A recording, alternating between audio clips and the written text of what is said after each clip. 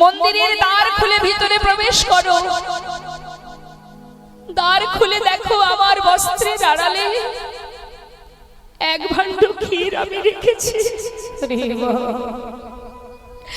আমার ভক্ত হই রেমুনার শেষ প্রান্তে শূন্য হাটে বসে বসে আমার নাম করছে।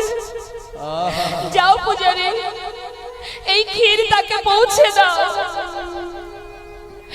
পূজারী স্বপ্নের মধ্যে প্রভুর এই কথা শুনে ঘুম থেকে উঠে স্নান করে শুদ্ধ বসন পড়ে মন্দিরের দ্বার খুলে দেখছে গোপীনাথের বস্ত্রের আড়ালে এক ভাণ্ড ক্ষীর লুকিয়ে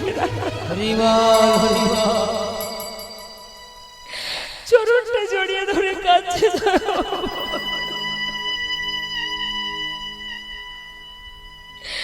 আমি কি দেখলাম দয়াময়, তুমি যে ভক্তের ভগবান, তুমি ভক্তের জন্য ক্ষীর চুরি করে রেখেছো।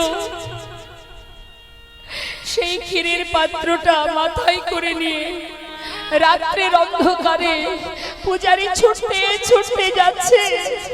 কে আছো, কোথায় আছো মাধবের পুরী, যার লাগি গোপীনাথ ক্ষীর করলো চুরি।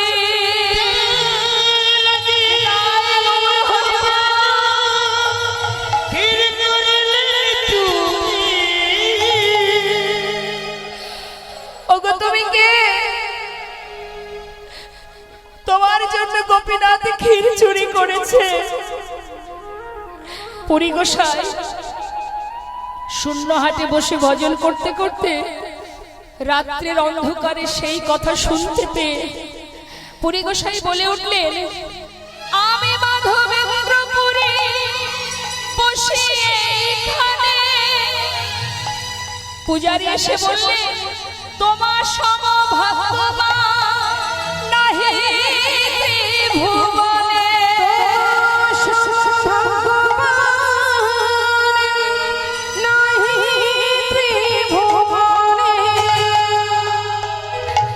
দেখো তোমার জন্য ক্ষীর চুরি করেছে গোপীনাথ।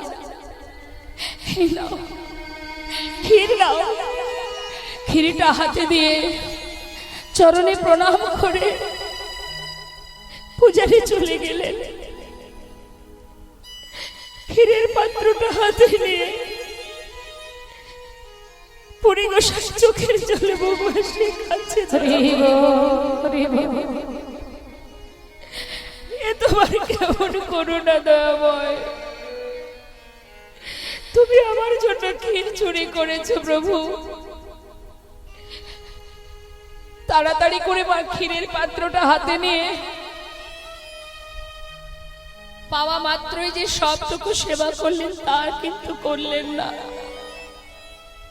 তার মনে মনে যে বাসনা ছিল যে কিঞ্চিত স্বাদ যদি পাই তবে গোপালকে খাওয়াবো, তাই পাওয়া মাত্রই সব না খেয়ে ওই কিঞ্চিত আঙুলে করে একটুখানি তুলে নিজের জিহ্বায় দিয়ে বাকি ক্ষীর নিজের সারা দেহে মাখতে শুরু করলেন।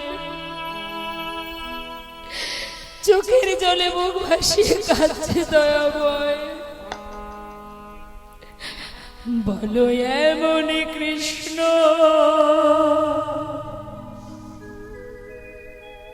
প্রেম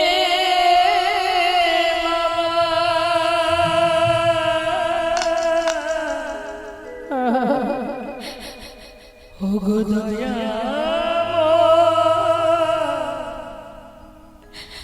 কবে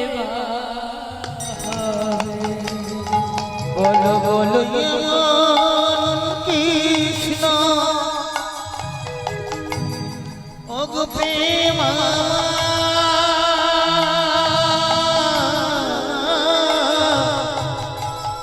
ওগো দয়া কবে হবে বলো কৃষ্ণ প্রেম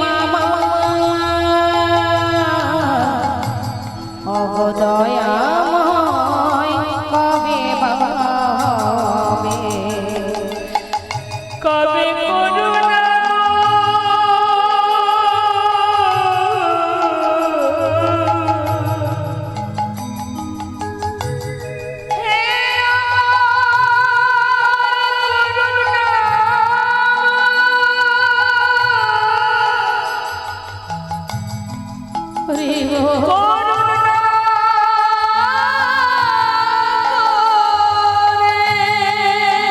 কবে করুণা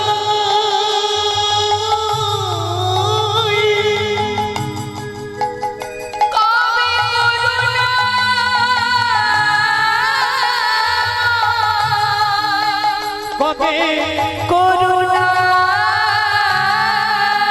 করে দেখা দেবে কবে হবে বলো কৃষ্ণ প্রেম আমার কবে হবে বলো এমন কৃষ্ণ এমন কৃষ্ণ এমন কৃষ্ণ এমন কৃষ্ণ এমন কৃষ্ণ প্রেম আমার কবে হবে এমন কৃষ্ণ প্রেম আমার কবে হবে বলো এমন কৃষ্ণ প্রেম কৃষ্ণ প্রেম আমার কবে হবে কবে হবে বলো এমন কৃষ্ণ প্রেম আমার কবে হবে বলো এমন কৃষ্ণ প্রেম আমার কবে হবে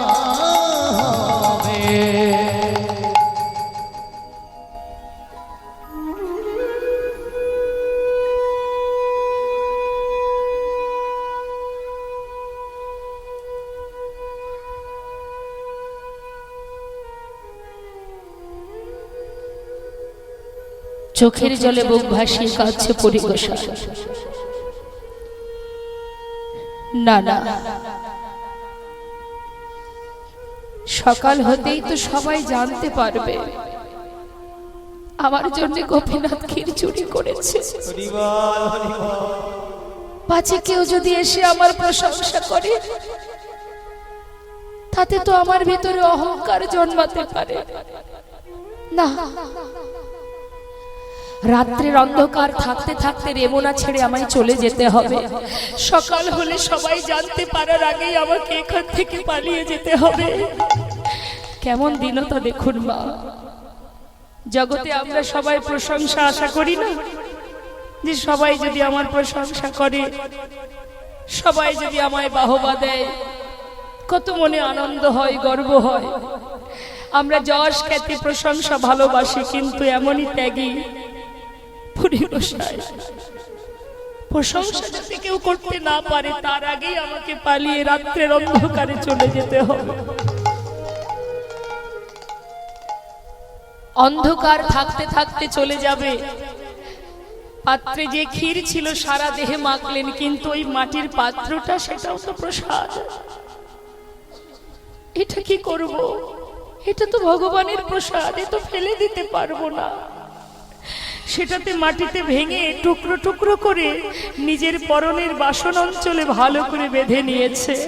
কেন নিয়েছে? কোথাও যদি কিছু সেবা না জোটে, এটাই না হয় একটু একটু করে সেবা করব। রাত্রির অন্ধকার থাকতে থাকতে পরিগোষায় চললেন মা। পথে যাচ্ছে, অন্ধকার পার হয়ে দিনের আলো প্রকাশ হলো। কিন্তু এই যে ঘটনাটা, এটা তো আর গোপন থাকবে না। দেখতে দেখতে গোটা বিশ্ববাসী খবর পেয়ে গেল যে ওই রেমনার গোপীনাথ এই মাধবেন্দ্র পুরী গোসাইয়ের জন্য ক্ষীর চুরি করেছে। সবাই যখন জানতে পারলেন, পথে যেতে যেতে যাকেই বলছে নীলাচলে যাব, কোন পথে বলো না, যে যাকেই ডেকে বলছে সেই চিনতে পারছে, আরে এই তো সেই গোসাই যার জন্য রেমনার গোপীনাথ ক্ষীর চুরি করেছিল। প্রত্যেকে দেখছে, প্রত্যেকে বলছে, কিন্তু তার কোনো দিকে খেয়াল নেই। তার একটাই লক্ষ্য, কে কি বলল না বলল সেদিকে তার কান নেই। তার একটাই চিন্তা, আমাকে নীলাচলে যেতে হবে, আমার গোপালের জন্য মলয়জ চন্দন নিয়ে আসতে হবে। যখন নীলাচলে পৌঁছালেন, নীলাচলের যিনি পাণ্ডা, জগন্নাথের সেবা দেন যে পাণ্ডা, তার কাছে স্বপ্নের কথা খুলে বললেন। বলা মাত্রই সেও চিনতে পারলেন যে এই হলো সেই গোসাই যার জন্য গোপীনাথ ক্ষীর চুরি করেছিল। তাকে সসম্মানে বসতে দিয়ে রাজাকে খবর দিলেন। ওই নীলাচলের যিনি রাজা, রাজাও যখনই শুনলেন তাড়াতাড়ি করে তিনিও এলেন পুরী গোসাইকে দর্শন করতে, যে এই সেই বৈষ্ণব, এই সেই সাধু যার জন্য ভগবান ক্ষীর চুরি করে রেখেছিল। সবাই এসে তাকে প্রণাম জানিয়ে এবার অনেক চন্দন আর কর্পূর বোঝা বোঝা সব পুরী গোসাইয়ের হাতে না দিয়ে দিলেন দুজন বাহক। বললেন, শোনো, তোমরা বই নিয়ে যাবে, তার বয়স হয়েছে, সে পারবে না, তবে তোমাদের আরো একটা দায়িত্ব, এই মলয় যে চন্দন আর কর্পূর সময় মতো বৃন্দাবনে নিয়ে যাবে, সেই সাথে গোসাইয়ের জন্য কোনো কষ্ট না হয় তার দিকেও লক্ষ্য রাখবে। দুজন বাহককে দিয়ে পাঠিয়ে দিলেন মা। পুরী ধাম থেকে যাত্রা করলেন আবার বৃন্দাবনের পথে। ফেরার পথে রেমুনার উপর দিয়ে যাবার সময় পুরী গোসাই চিন্তা করলেন, যাবার সময় প্রণাম করতে পারিনি, যাই অন্তত ফেরার পথে একটু প্রণাম করে আসি। এই ভেবে গোপীনাথ মন্দিরে যেই না গেছে, প্রণাম করা মাত্রই ওই পূজারী এক ভাণ্ড ক্ষীর দিয়েছে পুরী গোসাইকে। তিনি সেটা সেবা করলেন। সেবা করার পর ওই জগমোহনে একটু বিশ্রামে বসেছেন। যখন একটু নিদ্রা এসেছে মা, হঠাৎ স্বপ্ন দেখাচ্ছেন। কে? ওই গোপাল। মাধব, মাধব, দয়াময় মাধব, প্রভু আর কয়েকটা দিন অপেক্ষা করো, এই দেখো আমি এসে গেছি, আর দুই একটা দিন অপেক্ষা করো, আমি বৃন্দাবনে চলে আসবো। তোমার জন্য অনেক কর্পূর, অনেক বলয় যে চন্দন এনেছি, তোমার আর কোনো কষ্ট থাকবে না প্রভু, আমি খুব শিগগিরই বৃন্দাবনে পৌঁছে যাব, আর একটু কষ্ট করো মাধব, আর তোমাকে বৃন্দাবনে আসতে হবে না। কেন দয়াময়? মাধব, মলয় যে চন্দন অঙ্গে দিলে হয়তো আমি শীতল হব, কিন্তু জানো মাধব, তার থেকে বেশি শীতল হয়েছি তোমার ভক্তি চন্দনে।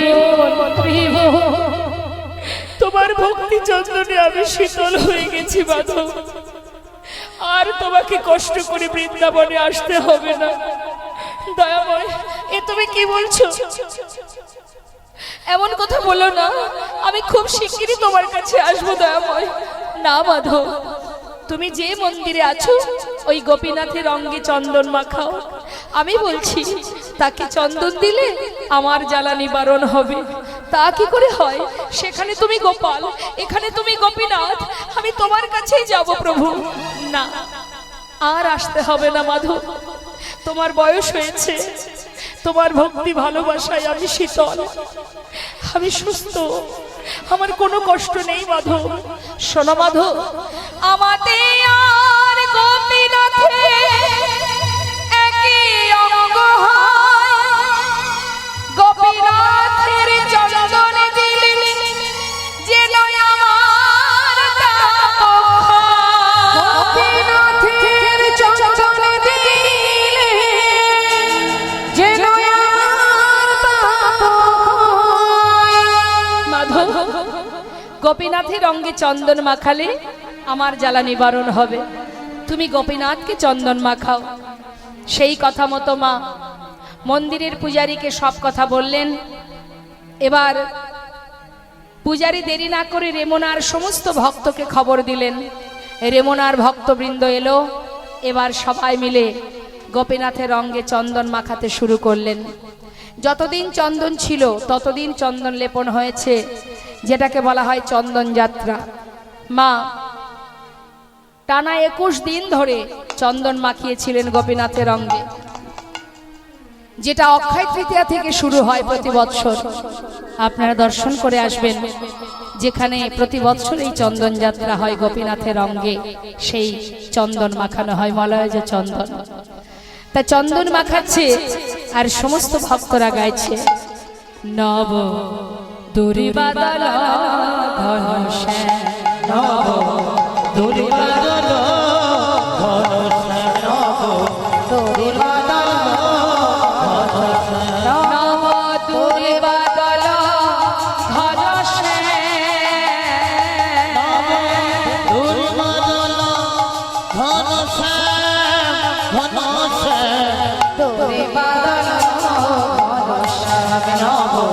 দুর্বাদল ঘনশ্যাম নব দুর্বাদল ঘনশ্যাম ঘনশ্যাম নব দুর্বাদল ঘনশ্যাম ঘনশ্যাম দোলে বাদল ঘনশ্যাম নব দুর্বাদল হে রাধাকান্ত কমল প্রশান্ত হে রাধাকান্ত কমল প্রশান্ত হে রাধাকান্ত কমল প্রশান্ত হে রাধাকান্ত কমল প্রশান্ত তুমি প্রভু নিদানে হৃদয় নব দুর্বাদল ঘনশ্যাম নব দোলে বাদল ঘনশ্যাম যে বাঁশি বাজিয়েছিলেন বৃন্দাবনে সে বাঁশি বাজাও আবার সবারই কানে ওই শিবজি ছিলে বৃন্দাবনে সেবা শিবা যাওয়া সবারই গানে আর যে বাঁশি বাজিয়েছিলেন যে বাঁশি বাজিয়েছিলেন যে বাঁশি বাজিয়েছিলেন যে বাঁশি বাজিয়েছিলেন বৃন্দাবনে সে বাঁশি বাজাও বাবা সবারই কানে যে বাঁশি বাজিয়েছিলেন বৃন্দাবনে সে বাঁশি বাজাও সবারই কানে দুর্বাদল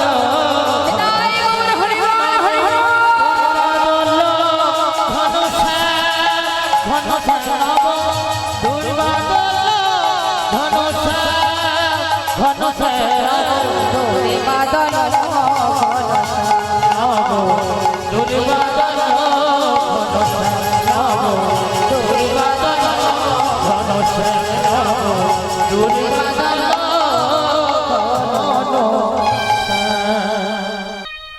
শুধু এইটুকু বলেই প্রভু চলে গেছে মা অন্তর্ধান হয়ে গেছে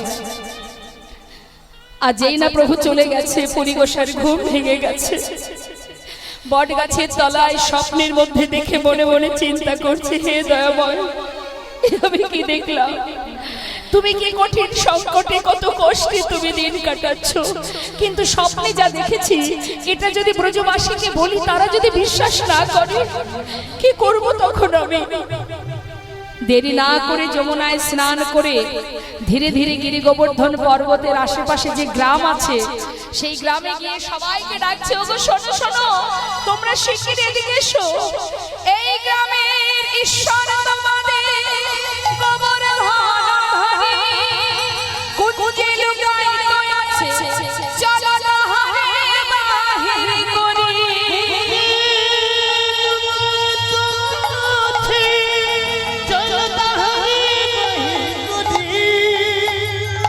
বৃন্দাবনের ব্রজবাসীরা মা তাদের একটা ভালো গুণ এটা যে নিজেদের হাজার কষ্ট হলেও তারা সেটা সহ্য করে কিন্তু ঠাকুরজির যদি কোনো কষ্ট হয় তারা কিন্তু মেনে নেয় না যেই না শুনেছে যে তাদের গিরি গোবর্ধনধারী গোপাল কুঞ্জের মধ্যে বহু বছর ধরে পড়ে আছে সমস্ত ব্রজবাসীরা বলে উঠলেন এই যে ও গোসাই তুমি স্বপ্নে দেখেছো আমাদের এই গ্রামের যিনি প্রভু যিনি ঈশ্বর তিনি গোবর্ধনধারী তাহলে কোথায় সে চলো আমরা যাব সেখানে তখন পুরী গোসাই বললেন দেরি করো না তোমরা তাড়াতাড়ি তৈরি হও চলো গভীর জঙ্গল ঘন জঙ্গল যেতে হবে সেখানে তবে হ্যাঁ এই জঙ্গলের মধ্যে দিয়ে কোনো রাস্তা নেই যেতে গেলে রাস্তা বাহির করতে হবে তা কি করে না যাদের ঘরে যা ধারালো অস্ত্র আছে কোদাল কোঠারি সব নিয়ে এসো চলো আমরা বৃক্ষ কাটতে কাটতে পথ বাহির করব এবার সমস্ত ব্রজবাসীরা দেরি না করে এবার স্বপ্নে যা দেখেছে সেই মতো গাছ কাটতে কাটতে ওই জঙ্গলের মধ্যে প্রবেশ করছে মা পুরী গোসাই বলছে শোনো এইভাবে গেলে হবে না হাতে কাজ করো আর মুখে তার নাম করো কি গো মা, আমরা কাজ করতে করতে আর কথা না বলে আমরা যদি প্রভুর নাম করি, একসঙ্গে দুটো কাজ হয়, সংসারের কাজও হয়, আবার ভগবানের নামও হয়, তাই না? পরনিন্দা পরচর্চা দিবস রজনী আবল তাবল পাঁচাল পড়িতে পারো, তাহার ভিতরে একবার কি গোবিন্দ বলিতে না। হ্যাঁ, যাচ্ছে মা নাম করতে করতে আর হাতে কাজ করতে করতে। বলছি সবাই বলো জয় গোবিন্দ জয় গোপাল, গোবিন্দ জয় গোপাল, জয় গোবিন্দ জয় গোপাল, জয় গোবিন্দ জয় গোপাল, জয় গোপাল জয় নন্দলাল, গোবিন্দ জয় গোপাল, গোবিন্দ জয় গোপাল, জয় গোপাল জয় নন্দলাল। গোপাল জয় নন্দলাল। ভজন কীর্তন শেষ হলো, যেই না পর্দা সরিয়েছে, ভিতরে তিনটে তালি দিয়ে ঢুকেছে, দেখছি কোন থালাতে আর প্রসাদ নেই। কি সর্বনাশ! প্রসাদ তুমি সব সেবা করলে, মানছি তুমি অনাহারে আছো, তাই বলে তুমি ভক্তদের কথা ভাববে না? একটু তুমি তো রাখতে পারতে। তুমি পেয়েছো মানে সব খেয়ে নিলে, তাহলে ওদের আমি দেব কি? ওরাও তো আশা করে বসে আছে তোমার সেবা দেওয়া, এই প্রসাদ পাওয়ার জন্য। তুমি কি করলে দয়াময়? যা মনে চেয়েছে তাই করেছো, ওদের কথা ভাববে না? এই রইল থালা, চললাম বাইরে, যা ভালো লাগে তাই করো। ভক্তই পারে ভগবানের কাছে জোর খাটাতে। করুণাময় কৃপাময় আবার নিজের ভক্তি দিয়ে, তার মায়া দৃষ্টি দিয়ে আবার থালায় পরিপূর্ণ করে দিয়েছে। এদিকে পুরী গোসাই যেই না বাইরে এসেছে, ভক্তরা ধরেছে, এই যে ও গোসাই, প্রসাদ কই? প্রসাদ প্রসাদ নেই কেন? এত প্রসাদ, অন্নকূট বলে কথা, গেল কোথায় প্রসাদ? নেই কেন? কি হয়েছে? যা হওয়ার তা হয়েছে বলে। আরে কি হয়েছে বলো? পুরী গোসাই বলছে আমি জানি না, আমি বলতে পারবো না, যা হওয়ার তা হয়ে গেছে। কি হয়েছে? সবাই তো অবাক, কি হলো কি হলো? পুরী গোসাই আবার দরজা খুললেন, দেখছে থালায় থালায় পরিপূর্ণ দয়াময়। কত করুণা তোমার! হরি বল হরি বল। তুমি তো ভক্তের ভগবান। সবাই যে আশা করে বসে আছে তোমার উচ্ছিষ্ট পাওয়ার জন্য। প্রসাদের থালা বাইরে নিয়ে এসে সবাইকে সেবা দিলেন মা।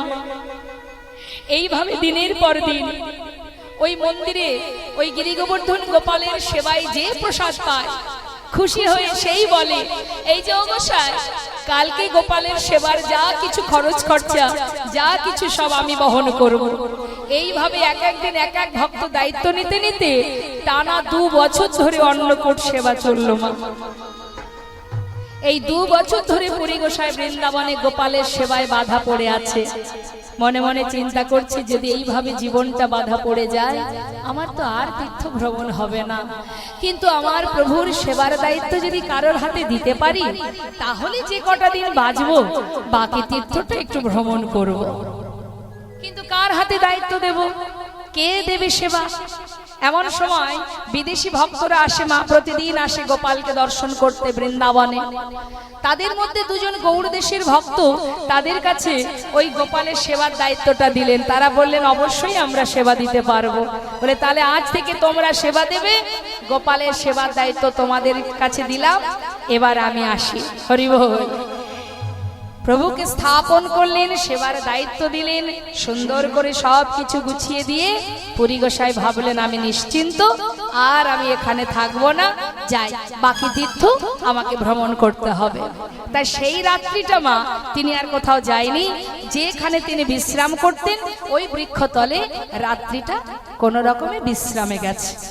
ঠিক মধ্যরাত আবার গোপাল স্বপ্ন দেখালেন, মাধব, ভক্ত যেখানেই যাক, ভগবান যদি যেতে না দেয়, সে যাবে কি করে গো মা? মাধব দয়াময়, তুমি আমার কাছে প্রতিষ্ঠা চেয়েছো, আমি তোমায় প্রতিষ্ঠা দিয়েছি, তোমার সেবার দায়িত্ব আমি ভক্তের হাতে তুলে দিয়েছি, এবার আমায় বিদায় দাও দয়াময়। মাধব তুমি যাবে? তবে জানো মাধব, তোমার কাছে আমার একটা কথা বলার আছে। কি প্রভু? বলো, তুমি কি বলবে? তুমি এক্ষুনি বলো, তুমি যা বলবে আমি তাই করব। তুমি বলো প্রভু কি চাই তোমার। মাধব গোপাল কহে মাধব অঙ্গের তাপ নাহি যায়, মলয় চন্দন আনো তাপে তবে সে জোড়া।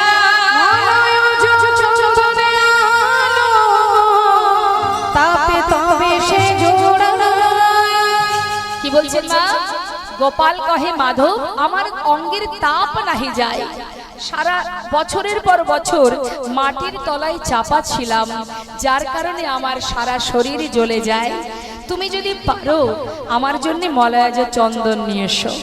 আমার মলয়জ চন্দন কেমন জানেন? সেটা সুগন্ধি এবং সাদা এবং শীতল চন্দন। মলয়জ চন্দন অঙ্গে মাখলে দেহ শীতল হয়।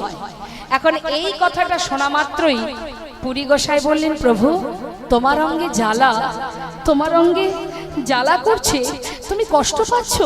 আচ্ছা বেশ প্রভু, তুমি আমায় বলে দাও এই মলয়জ চন্দন আমি কোথায় পাবো?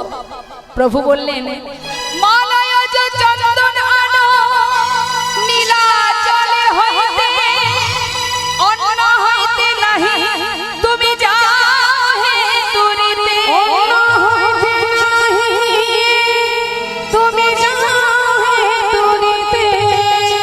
ওমা, আমরা দেখবেন কখনো কখনো নিজের কাজ অন্য কাউকে দিয়ে করাই তো, যে ভাই আমি যেতে পারছি না, তুই একটু আমার কাজটা করে দে। ভগবানের সেবা নিজে পারছি না, অন্য কাউকে দিয়ে করালাম। আবার অনেকের বাড়িতে আছে মাস মাইনে করে পূজারি রেখে দেয়, যে আমার সেবা দেওয়ার সময় নেই, আমার বাড়ির ভগবানকে তুমি পুজো দেবে প্রতিদিন, মাস গেলে তোমাকে একটা পারিশ্রমিক দেওয়া হবে না। তাই গৌর হরি বল। ঠাকুর মশাই প্রতিনিয়ত আসে, আপনার বাড়ি পূজা দিয়ে চলে যায়। তাহলে এবার বলুন তো, ভগবানের সেবা যে দেবে সে পুণ্য অর্জন করবে, না আপনি মাস মাইনে করে যে ঠাকুর মশাইকে রেখেছেন তার সেবায় আপনার কৃপা হবে? কখনো হতে পারে না মা। যার কর্ম তাকেই করতে হয়, নিজের কাজ নিজেকে করতে হয়। তুমি কর্ম করবে না, তুমি কর্ম করবে না এমনি ফল পাবে? হতে পারে না। তুমি সারা দিনের পরে একটু হলেও যদি সময় পাও, তুমি তখন গিয়ে ভগবানের সেবা দাও। ভগবান কথা বলেনি যে তুমি সব বাদ দিয়ে আগে আমাকে সেবা দাও, না। যেহেতু তুমি সংসারী জীব, সংসারের প্রতিও তোমার দায়িত্ব কর্তব্য আছে। তুমি সব কর্তব্য সেরে অবশেষে আমার কাছে যদি এক পায়ে গিয়ে আসো, আমি তোমার দিকে 100 পায়ে গিয়ে যাব না। তাই কিন্তু নিজের কাজ নিজে করো, অন্য কাউকে দিয়ে নয়। এই যে মন্দিরে এই যে হরিবাসর, এখানে কমিটির ভক্ত বাবারা, ভক্ত ভাইয়েরা, বোনেরা যেই থাকুক, সমস্ত ভক্তবৃন্দরা তারা স্থির করেছেন যে আমরা এখানে হরিবাসর দেব, সাধুগুরু বৈষ্ণব আসবে। অক্লান্ত পরিশ্রম করে প্রত্যেকেই কর্মজীবী, সবাই সবার কর্ম ছেড়ে তার মাঝখান থেকে ভগবানের সেবার জন্য এই আয়োজন করেছে। এবার বলুন তো মা, তারা যদি না করে অন্য কাউকে দিয়ে পাঠায়, তাহলে হবে কৃপা? তুমি বিরাট কিছু আয়োজন করছো কি না করছো ভগবান সেটা দেখে না, তুমি কোন মনে ভগবানকে সেবা দিচ্ছ সেটাই বড় কথা। তোমার কাছে 50 টাকা আছে, 100 টাকা আছে, তুমি সেটা দিয়েই সেবা দাও। এই কমিটির ভক্তবৃন্দ জীবের দ্বারে দ্বারে গিয়ে ভিক্ষা করেছে, তাদের কি কষ্ট হয়নি? কত মন্দ কথাও শুনতে হয় যদি জীবের বাড়িতে যায়। যারা বোকা, যারা বোঝে না, যারা নির্বোধ, তারা এমন এমন কথা বলে, বড় আঘাত লাগে মা। আমরা বিভিন্ন জায়গায় যাই, বলে হরিবাসর দেবে নিজের টাকায় দাও, ভিক্ষা করছো কেন? অনেকে বলে, কিন্তু তারা জানে না যে কেউ যদি মনে করে নিজের টাকাতেও ভগবানের সেবা দিতে পারে, কিন্তু ভগবান সেই সেবা কখনো গ্রহণ করবে না। সবার আগে চাই দীনতা। লালাবাবু যত সময় জগৎ শেঠের বাড়িতে মাথা নত করে এক মুষ্টি তন্ডুল ভিক্ষা করে না করেছিল, তত সময় ভগবানের দর্শন তো পড়ে থাক, গুরুর কাছে দীক্ষা পর্যন্ত তার হয়নি। তাই অহংকার দিয়ে, হিংসা দিয়ে কখনো ভগবানকে পাওয়া যায় না মা। সবার আগে দীনতা প্রকাশ করো, দীনতা প্রকাশ করো। পারছো না, চেষ্টা করো, চেষ্টা করো। আপনার সামনে দুটো ভারী জিনিস আছে, মনে করুন দুটো সুটকেস আছে, একটা তুলতে পারছেন আর একটা পারছেন না, কিন্তু আপনি অহরহ চেষ্টা করে যাচ্ছেন। এই চেষ্টাটাই ভগবান দেখে। তুমি কি পারবে কি পারবে না বড় কথা নয়, তুমি যে চেষ্টা করেছো এতেই ভগবান সন্তুষ্ট। নিতাই গৌর হরি হরি। পুরী গোসাই যেই না বলেছে যে আমার জন্য মলয় যে চন্দন নিয়ে এসো নীলাচল থেকে, পুরী গোসাই আর এক মুহূর্ত দেরি না করে মা চললেন প্রভুর নাম জপ করতে করতে। চলার শক্তি নেই, সে তো পারতো কোনো না কোনো ব্যক্তিকে দিয়ে নীলাচল থেকে চন্দন নিয়ে আসতে, না প্রভু বলেছে মানে আমি যাব। হরি বল, আমাকেই যেতে হবে। তিনি পারুক বা না পারুক তিনি যাচ্ছেন, ভগবান তাতেই সন্তুষ্ট মা। হ্যাঁ, একটা উদাহরণ দিই আপনাকে। এক ভক্ত প্রতিদিন মন্দিরে প্রণাম করতে যায়। মন্দিরে প্রণাম করে যখন বাইরে আসে, ভিখারিরা পথের দেখবেন দাঁড়িয়ে থাকে মা মন্দিরের বাইরে, তারা আবার সবার কাছে ভিক্ষা চায়।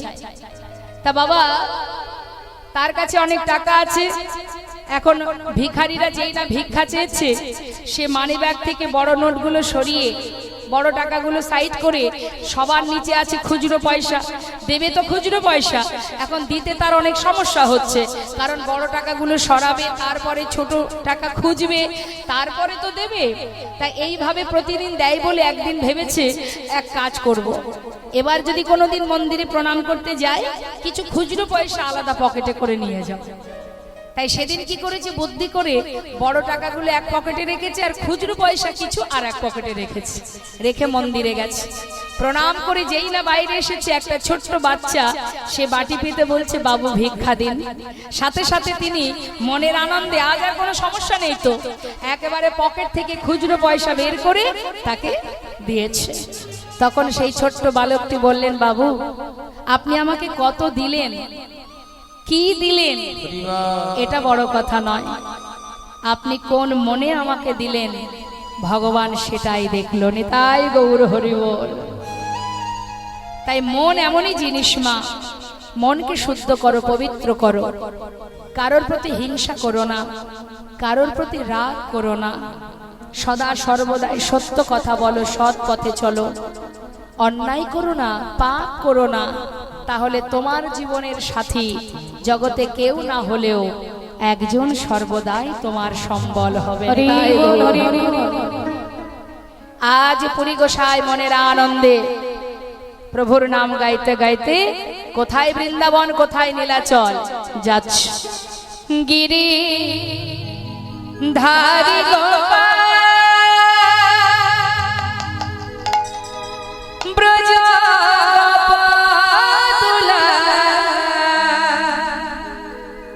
অপরূপ লীলা তব তরুণ তোমার। গিরি ধারি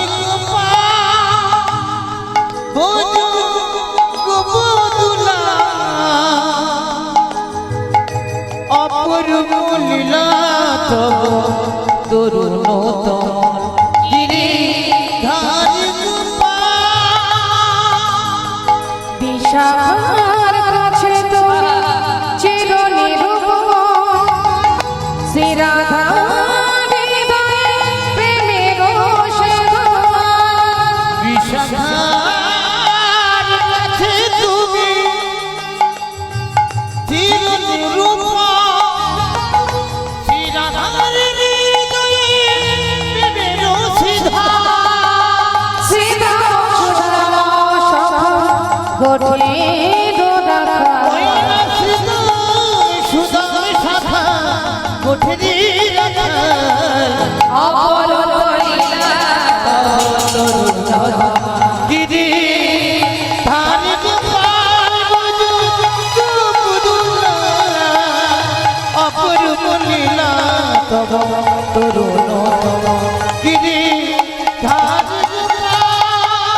যশোদা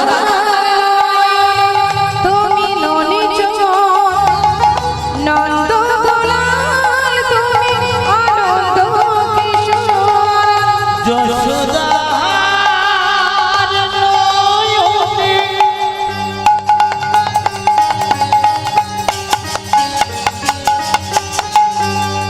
ননিচ নন্দুলাল তুমি অনন্ত কিশোর গীতায় সাথী তুমি যাদব রাখাল সিদাম সুদামে সখা ঘটে রাখাল অপর করিলা দিদি ভারি গোপাল বধূ দুদুলা অপর করিলা তরুণ আপন বলিলা তব তরুণ আপন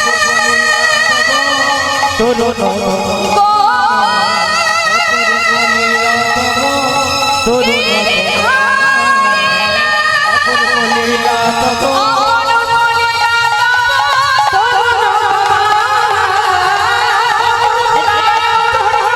তরুণ বলিলা তব তরুণ ঠিকঠাক কাজ করছে? মনে হচ্ছে যে গাছ কাটছে।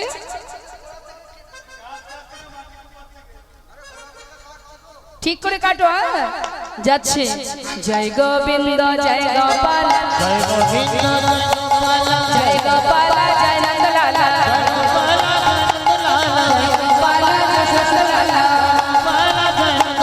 জয় গোবিন্দ জয় গোপাল। দাঁড়াও দাঁড়াও দাঁড়াও, আর গাছ কেটো না। ওই তো ছোট্ট কুঞ্জ দেখা যাচ্ছে। চলো শোনো, এক কাজ করো, তোমরা কেউ যাও কুঞ্জের ভিতরে গিয়ে দেখো আমি যা স্বপ্নে দেখেছি সেটা ঠিক ঠিক আছে কিনা। যাবে না? আমি যাব। সবাই বলছে ও গোসাই তুমি স্বপ্নে দেখেছো, তুমি যাও। বেশ। পুরী গোসাই দেরি না করে মা ভিতরে প্রবেশ করেছে। ভিতরে প্রবেশ করে আর খুঁজে পাচ্ছে না, খুঁজে পাচ্ছে না। পাবে কি করে? বহু বছর ধরে প্রভু আমার লতা পাতা আবর্জনায় একটু একটু করে সারা দেহটা মাটিতে চাপা পড়ে গেছে। শুধু রয়েছে বাকি হাতটা, মানে একটা হাত উপরে। তো গিরি গোবর্ধন গোপালের একটা হাত কোন দিকে থাকে? উপরের দিকে। ওই একটা হাতই শুধু উপরে আছে, আর দেহটা মাটিতে চাপা পড়ে যাচ্ছে লতা পাতায় ভরে। পুরী গোসাই খুঁজে না পেয়ে সারা জায়গায় হাত দিয়ে দিয়ে দেখছে, আর গুনগুন করে গাইছে জয় গোবিন্দ জয় গোপাল জয় গোবিন্দ জয় গোপাল গোপাল জয় নন্দলালা জয় গোপাল জয় নন্দলালা। পেয়েছি, এই তো পেয়েছি। প্রভুর হাতে হাতে যেই না ঠেকেছে, পুরী গোসাই বললেন দাঁড়াও দাঁড়াও, ওগো পেয়েছি গো, কিন্তু তাকে বাহির করব কি করে? তার তো বয়স হয়েছে মা। পুরী গোসাই তখন বয়স হয়ে গেছে, বৃদ্ধ হয়েছেন, পারছে না কোনো রকমে সেখান থেকে বাহির করে বাইরে কুঞ্জের বাইরে এনে মাটিতে রেখেছে। রেখে বলছে শোনো বাবা, বুঝতেই পারছো বয়স হয়েছে, আমি কিন্তু আর তুলতে পারবো না, অনেক কষ্ট করে এনেছি আমি, এবার ওই গিরি গোবর্ধন পর্বতের উপরে তোমরা নিয়ে চলো। ভগবানের প্রতিষ্ঠা চাই, তাকে প্রতিষ্ঠা দিতে হবে, তাই দেরি করো না, তাড়াতাড়ি করে নিয়ে চলো। ওমা,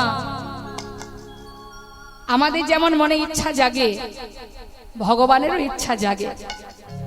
তার মনে আজকে ইচ্ছা ভক্তের কাঁধে চেপে গিরি গোবর্ধন পর্বতে উঠবে। এত ভার হয়েছে পুরী গোসাই তুলতে পারছে না। বলছে যাদের গায়ে একটু জোর আছে, শক্তি আছে, তাদের ডেকে নিয়ে এসো। এবার সবাইকে ডেকে নিয়ে এসে এবার ওই গিরি গোবর্ধন পর্বতের উপরে গোপালকে কাঁধে করে তুলছে মা। কারা তুলছে? মহা মহা বলিষ্ঠ একত্র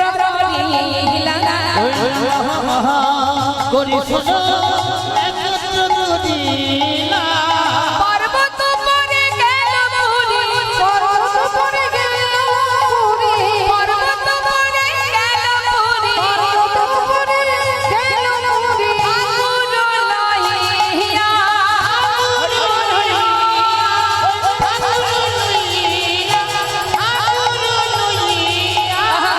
আগুন লইয়া ঠাকুর পাথরের সিংহাসনে ঠাকুর বসাইল। সিংহাসনে ঠাকুর বসাইল। কি করেছে মা? ওই পর্বতের উপরে কোথায় মন্দির? মন্দিরও নেই, সিংহাসনও নেই। একটা পাথরের উপরে গোপালকে বসালেন, আর একটা পাথর পিছন থেকে হেলান দিলেন, একেবারে চেয়ারের মতো হয়ে গেল। পাথরের সিংহাসনে ঠাকুর বসাইল, পাথরের সিংহাসনে ঠাকুর বসাইল। বড় এক পাথর পৃষ্ঠে, পাথর পৃষ্ঠে, বড় এক পাথর পৃষ্ঠে, পাথর পৃষ্ঠে অবলম্ব কহিল,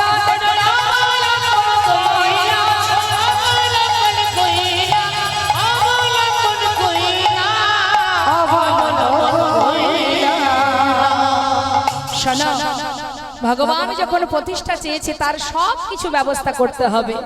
এতদিন মাটির তলায় চাপা ছিল যে গোপাল, সারা অঙ্গে মাটি কাদা লেগে আছে। তাই ব্রজবাসীদের বললেন, যাও যাও তোমরা তাড়াতাড়ি জল নিয়ে এসো, গোবিন্দকুণ্ড থেকে জল নিয়ে এসো। এবার সমস্ত ব্রজবাসীরা যাচ্ছে মা জল আনতে, মনে আনন্দ ধরছে না।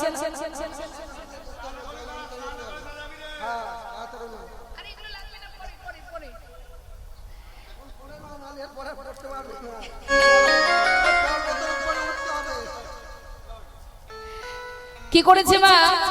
এবার মনের আনন্দে জল নিয়ে আসতে যাচ্ছে ব্রজমাইরা, কারণ তাদের গিরি গোবর্ধনের গোপাল প্রতিষ্ঠা হচ্ছে, তাদের তো আর আনন্দ ধরছে না। সমস্ত ব্রজবাসী সবাই যাচ্ছে, ব্রজমাইরা যাচ্ছে। তো যাচ্ছে কি না, সুন্দর সুন্দর মাটির কলসি নিয়ে নতুন করে নতুন পাত্রে করে জল নিয়ে আসতে যাচ্ছে। নবশত ঘটে, শতঘট মানে 100 ঘট, নব মানে নতুন।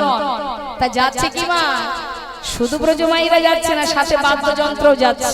হ্যাঁ, নবশত ঘটে জল আজি কইল উপনীত, শত ঘট জল উপনীত, শত ঘট জল আজ কইল উপনীত।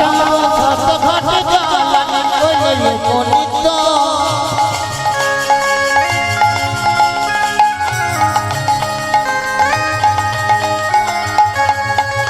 নবশত ঘটে জল আজ কইল উপনীত, শত ঘট জল আজ কইল উপনীত। নানাবাদ্য ভেরি বাড়ি শ্রীগুণ গাই গীত, নানা বাদ্য ভেরি বারে শ্রী গুণ গাই গীত, নানা বাদ্য ভেরি বারে শ্রী গুণ গাই গীত। কেহ হাতে কেহ কেহ হচ্ছে কেহ গাইবে, কেহ ধুলাই গড়াগড়ি, ব্রজরমণী দেখো ব্রজরমণী গণে তারা করে হুলাহুলি, হরি বল হরি বল। ব্রজরমণী গান তারা করে হুলাহুলি। শত ঘট জল আজ কইল উপনীত, শত ঘট জল উপনীত। শত ঘট জল আজ কইল উপনীত। 100 ঘট জল ওই পর্বতের উপরে তোলা হলো, তাকে স্নান করানো হলো। পুরী গোসাই বললেন, বহু বছর গোপাল অনাহারে আছে, তোমরা সবাই তোমাদের পারকতা অনুযায়ী সেবার সামগ্রী যাও রন্ধন করে নিয়ে এসো। কেউ বাদ যায়নি মা, বৃন্দাবনের কোনো ব্রজবাসী, কোনো ব্রজমাইরা কেউ বাদ যায়নি। যার যেমন ক্ষমতা গোপালের জন্য কিছু না কিছু রন্ধন করে এনেছে। এখন সবার হাত থেকে সেবার সামগ্রী এক জায়গায় যখন হয়েছে, একেবারে অন্নকূট তৈরি হয়ে গেছে, মানে অন্নের পাহাড়। যেই না অন্নকূট হলো, এখন সবাই বললেন, এই যে ও গোসাই, তাহলে এবার গোপালকে নিবেদন করে দাও। এদিকে সমস্ত ব্রজবাসীরা গিরি গোবর্ধন গোপালকে দর্শন করবে বলে প্রত্যেকে এসেছে, বিদেশি ভক্তরাও এসেছে তাকে দর্শন করবে, কারণ গোপাল নতুন করে আবার প্রতিষ্ঠা হয়েছে, তাই সবাই এসেছে দর্শনে। অগণিত ভক্ত বাইরে, আর পুরী গোসাই নিবেদন করেছেন মা, নিবেদন করে বাইরে এসেছে। এত বলে পুরী গোসাই নিবেদন করিল, বহুদিনের খোদাই গোপাল সকলে খাইল,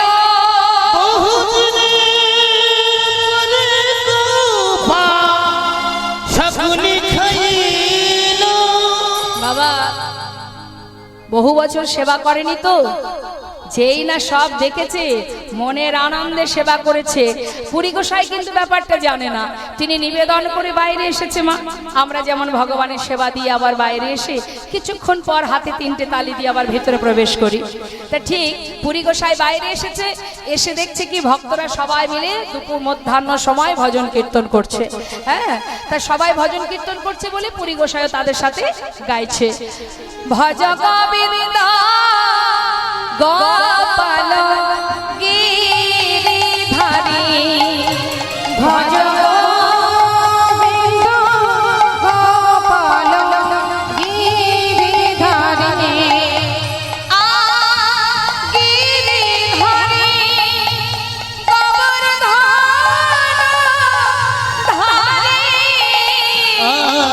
গিরিধারী গোবর্ধনধারী,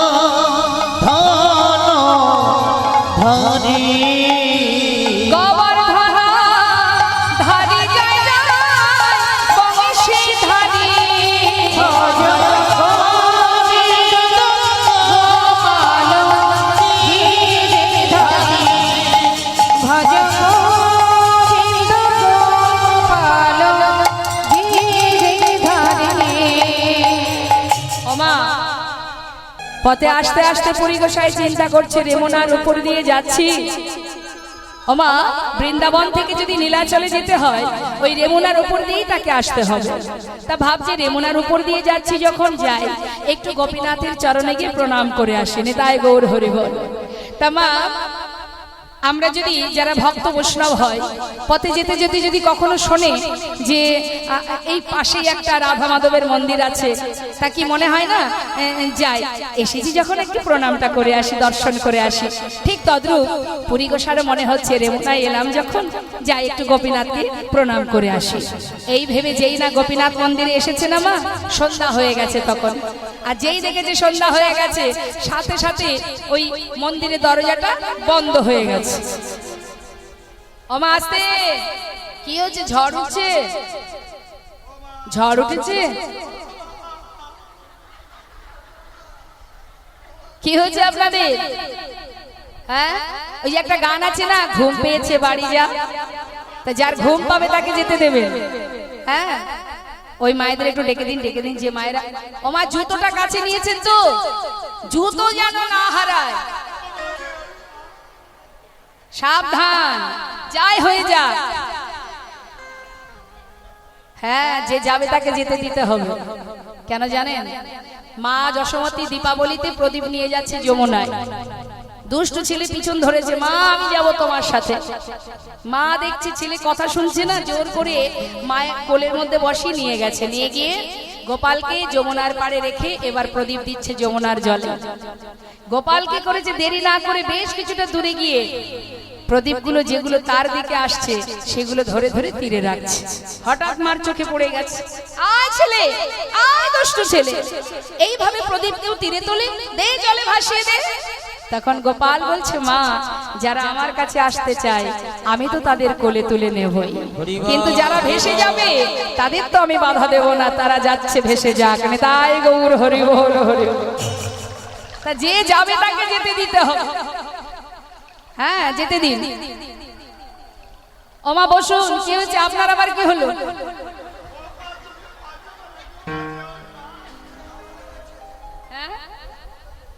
হরি বল, হরি বল।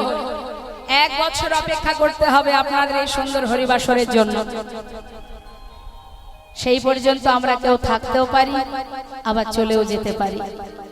এই সুন্দর সাধুর বাজার, এই হরিবাসর, হরি কথা কৃষ্ণ কথার আসর, এই জায়গাটি পরমার্থিব মা। এটা পার্থিব জগৎ নয়, পরমার্থিব জগৎ, যেখানে শুধুমাত্র কৃষ্ণ কথা হয়। তাই আপনাদের চরম সৌভাগ্য, সুকৃতি ভালো আপনাদের যে আপনারা এখানে বসে হরিনাম শ্রবণ করছেন।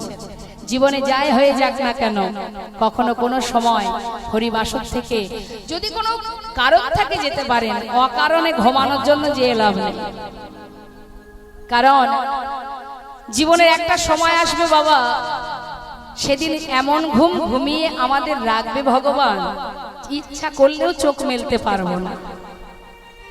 তাই মনে রাখবেন না, ঘুমানোর সময় অনেক পাবো, জেগে থাকার সময় বড় কম আমাদের। তাই না? কে জানে কতটুকু সময় নয়ন মেলে থাকতে পারবো, হ্যাঁ কে বলতে পারে। জয় রাধে।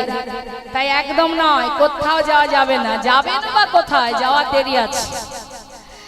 এখন মন্দিরের দরজা বন্ধ হয়ে গেছে মা, রেমুনার গোপীনাথ মন্দিরের দরজা। পুরী গোসাই বলছে, এই যে অপূজারী, এসেছিলাম একটু প্রণাম করব, তুমি দরজা বন্ধ করে দিলে। পূজারী বলছে, এখন ভোগ দিতে হবে তার। কিসের ভোগ? সন্ধ্যাবেলা আবার কিসের ভোগ? তখন পূজারী বললেন, সন্ধ্যায় ভোগ লাগে অমৃত কেলিনা, সন্ধ্যায় ভোগ লাগে অমৃত কেলিনা, দ্বাদশ স্মৃতি পাত্র ভরি অমৃত সমান, পাত্র ভরি অমৃত সমান, দ্বাদশ স্মৃতি পাত্র ভরি অমৃত সমান। দ্বাদশ স্মৃতি পাত্র ভরি অমৃত সমান। পৃথিবী, এই যে দ্বাদশ মৃৎ পাত্র মানে, দ্বাদশ মানে 12, আর মৃৎ পাত্র মানে মাটির পাত্র। ওই যে রেমুনার গোপীনাথকে যে ভোগ নিবেদন করা হয় মা, মাটির 12টা পাত্রে ক্ষীর ভোগ হয়, যার নাম অমৃত কেলি ভোগ। এই অমৃত কেলি ক্ষীর, এই ক্ষীরটা অনেক দুধ জ্বালিয়ে জ্বালিয়ে শুকিয়ে তবে যখন একটুখানি একটা ক্ষীর তৈরি হয়, সেটাকে বলা হয় অমৃত কেলি। যে অমৃত কেলি ভোগ একমাত্র রেমুনার গোপীনাথ মন্দিরেই পাওয়া যায়, আর কোথাও নয়। তাই বলছে ওই পূজারী, এই যে শোনো, গোপীনাথের ভোগ বলে প্রসিদ্ধ জাহান, গোপীনাথের ভোগ বলে প্রসিদ্ধ জাহান, পৃথিবীতে হইছে ভোগ কাহা নাহিয়া, ওই না পৃথিবীতে হইছে ভোগ তাহা নাহিয়া, নাই তুলনা, নাই তুলনা, নাই তুলনা, নাই তুলনা, কোথাও পাবে না, কোথাও পাবে না, তোমরা কোথাও পাবে না, কোথাও পাবে না, ওই অমৃত কেলি ভোগ কোথাও পাবে না, অমৃত কেলি ভোগ কোথাও পাবে না, পৃথিবীতে হইছে ভোগ তাহা নাহিয়া, পৃথিবীতে হইছে ভোগ তাহা নাহিয়া। হরি বল হরি বল। মাথা শুধু এদিক আর এদিক, কে গেল কে এলো সেই দিকে নজর। চিত্তে এত চঞ্চল, চঞ্চল চিত্তে কখনো ভজন হবে না গোমা। শান্ত হতে হবে, স্থির হতে হবে। मन की तरंग को मार लो बस हो गए भजन, आदत बुरी सुधार लो बस हो गए भजन, आए हो तुम कहाँ से और जाओगे कहाँ, इतना दिल विचार लो बस हो गए भजन। ভজন অত সহজ নয়। হ্যাঁ, চিত্তকে স্থির করতে হবে।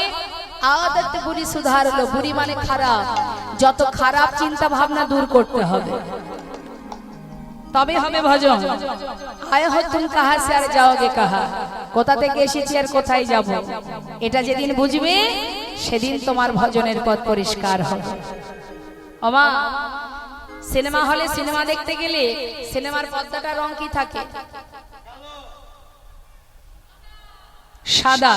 বেশ, 3 ঘন্টা রং বেরঙের বিচিত্র নাটক আমরা দেখি, তাই না? রঙিন নাটক দেখতে দেখতে এমন ভাবে আমরা ডুবে যাই যে আমরা চেয়ারে বসে বসে তাদের সঙ্গে আমরাও কথা বলতে শুরু করি।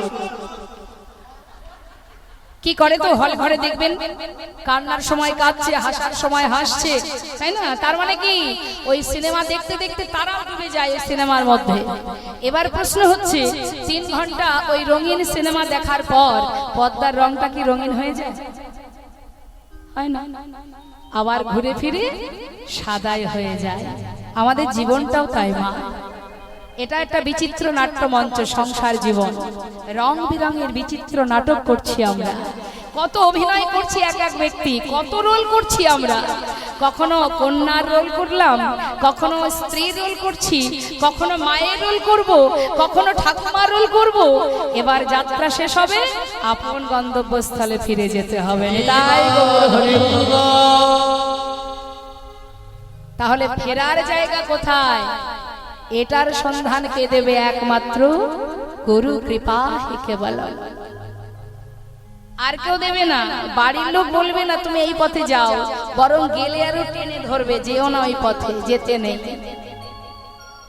আজ বলছে, মন দিয়ে শুনবেন মা, পুরী গোসাই যেই না শুনেছে যে এখানে যে বিখ্যাত অমৃত কেলি ভোগ নিবেদন হয়, যেটা পৃথিবীতে আর কোথাও হয় না, এই কথা শোনা মাত্রই পুরী গোসাইয়ের মনে ইচ্ছা জাগলো, আহা, না জানি কত সুস্বাদু, না জানি কত স্বাদ।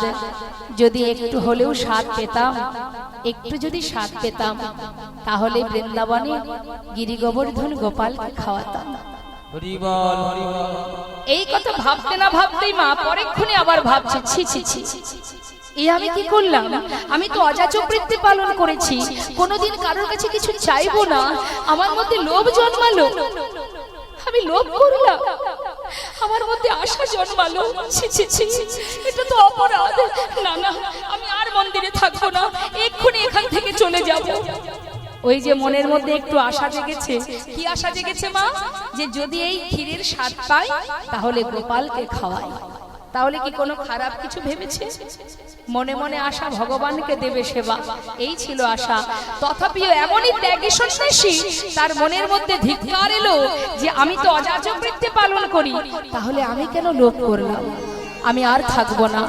সেই রেমনার গোপীনাথ মন্দির ছেড়ে ছুটতে ছুটতে রেমনার শেষ প্রান্তে গিয়ে একটা শূন্য হাটে, আহা, শূন্য হাটে পুরী গোসাই বসে বসে নাম করছে। হ্যাঁ, নাম করছে মা।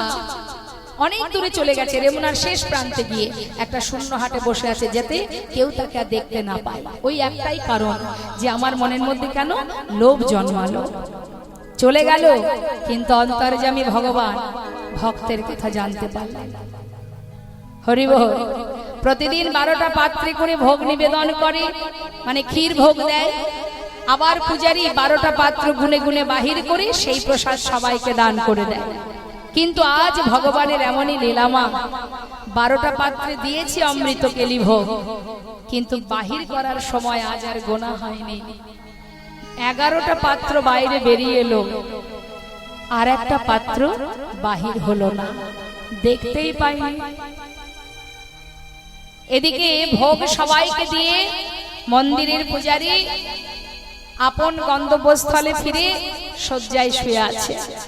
মধ্যরাত, স্বপ্নের মধ্যে ডাকছে গোপীনাথ, পূজারী, পূজারী, কে? পূজারী, আমার দ্বার খোলো, মন্দিরের দ্বার খুলে ভিতরে প্রবেশ করো। কেন দয়াময়? উঠো হে পূজারী, দ্বার করো বিমোচন, ক্ষীরে লুকাইছি সন্ন্যাসীর কারণ।